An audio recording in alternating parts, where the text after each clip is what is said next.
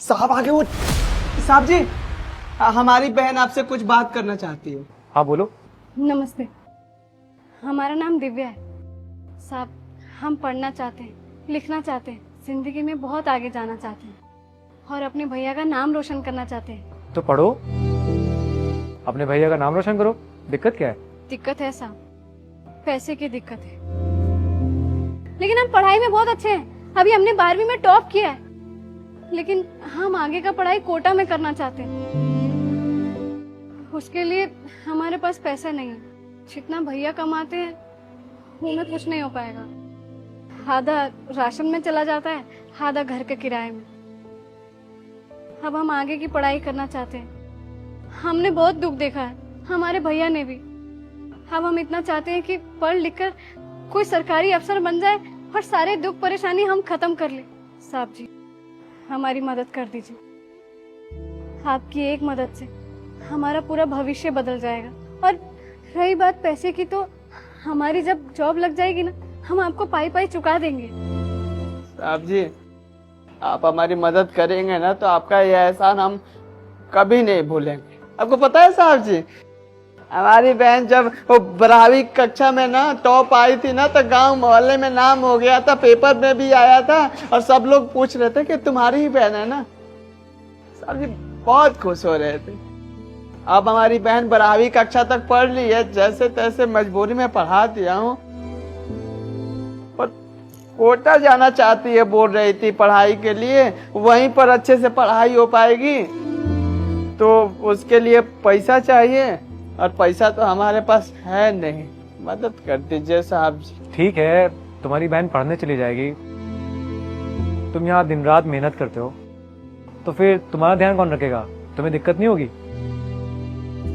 जो भी दिक्कत होगी ना साहब जी, खुशी खुशी सह लेंगे, क्योंकि बचपन से ही तो दिक्कत में ही जी रहे हैं साहब जी। बचपन में माँ बाबूजी छोड़कर चल बसे थे, बाप के तरह फर्ज निभाया हूँ, छोटे से ही कमाना शुरू कर दिया हूँ।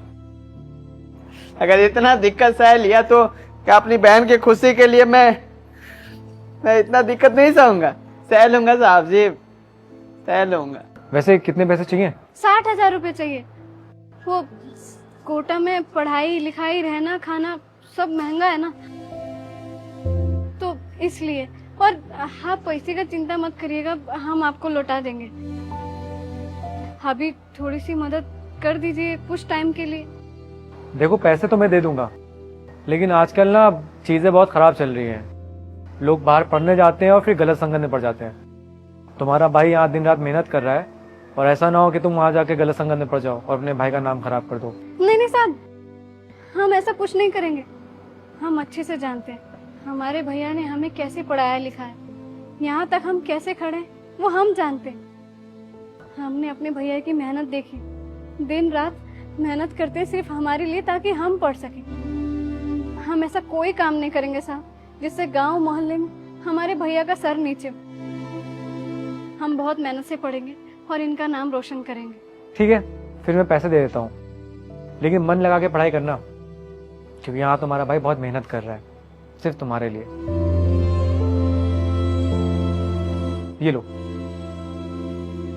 बहुत बहुत शुक्रिया साहब जी, हम पाई पाई चुका देंगे। कोई बात नहीं, बस तुम यहाँ पे मन लगा के काम करो और तुम वहाँ पे मन लगा के पढ़ाई करना। यहाँ पे तुम्हारा भाई बहुत मेहनत कर रहा है, तो अगर तुम कुछ बन जाओगी तो तुम अपने भाई को भी एक अच्छी लाइफ दे पाओगी। दिल लगा के पढ़ाई करना। धन्यवाद साहब। चल बहन, अब तुझे पैसे मिल गए ना, अब तुझे चिंता करने की जरूरत नहीं है। पैसे ले जा और कोटा जाने की तैयारी कर। और बहन हाँ, जाने से पहले मुझसे एक वादा कर कि मेरा नाम डूबने नहीं देगी और मन लगा के पढ़ाई करेगी। वादा कर बहन।